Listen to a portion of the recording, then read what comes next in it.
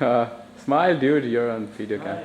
50 years before it's something that, you know, is affordable on the market. But I don't know. I don't think it'll be anywhere near that long. before they have it affordable out on the market? Really? You're too pessimistic. I think I am. I've been doing robotics a lot longer than these guys, though. So I'm pessimistic. But you're not talking about software. Well, see, you're talking about... There's also the question of it being legal. Well, I'm talking... well, yeah. The technology to do this, You probably have to have the technology for several years before people are comfortable about a lot earlier than the legal and insurance and all that stuff. Well, the real benefit, I think, will be when we have cars that actually talk to each other. Instead of right now, like our car doesn't talk to the other car; it just sees that GPS by the windows.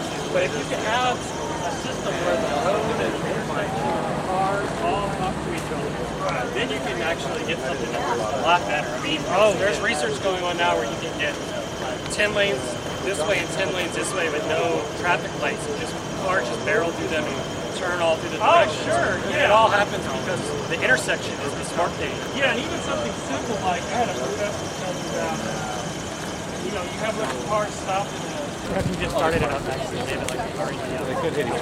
Right, they happen on occasion? I don't know. There has been some really close ones where they were like that close.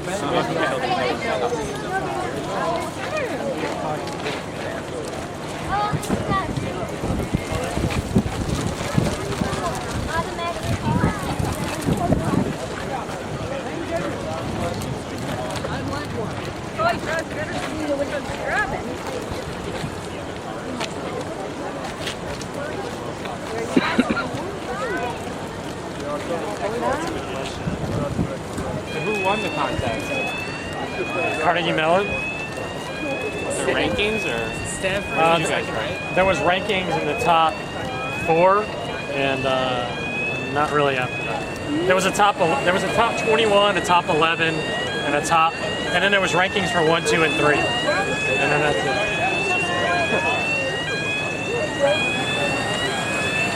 They have a goal right now. It's trying to. There's two. It thinks there's a 2-lane road here, and we've just told it to go back and forth between the middle of those two. So it just goes to the end of one and U-turns, goes to the end of the other, U-turns. Not very exciting, but not a whole lot you can do in a parking lot. Yeah.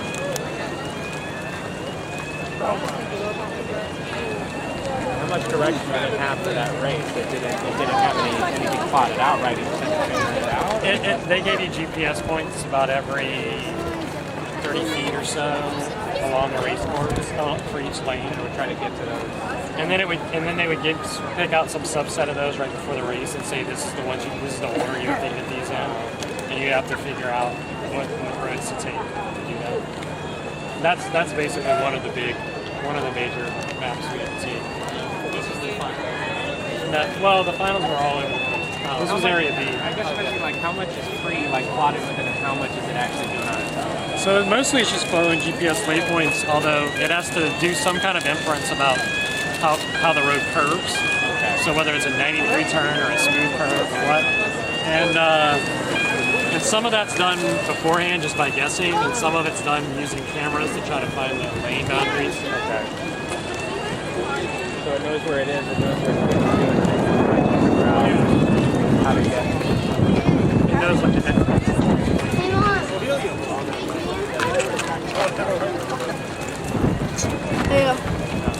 It has the whole map for the entire course before it starts.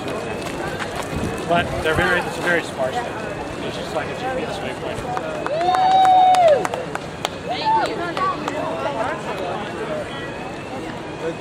Y'all shut up. Come on, Taylor.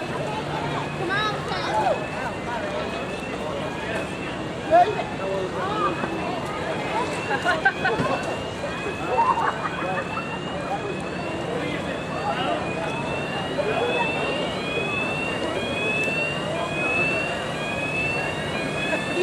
Nobody in the car.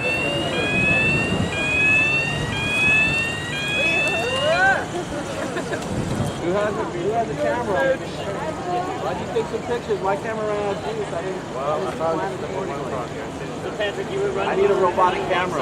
Yeah, I was doing it. Probably once you get Make sure that you zoom in. Yeah, The no. fact that there's no one beside us. That's important. He's gonna get it. That's what the sound makes before it gets to charge. That sounding is just for sirens. It doesn't do much. That's what it means to use flat.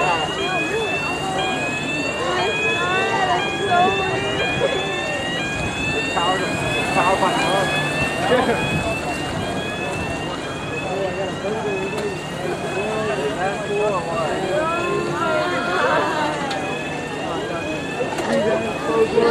Like a robot or something. Like a robotic. That robot drives better than Mr. Huerta. What?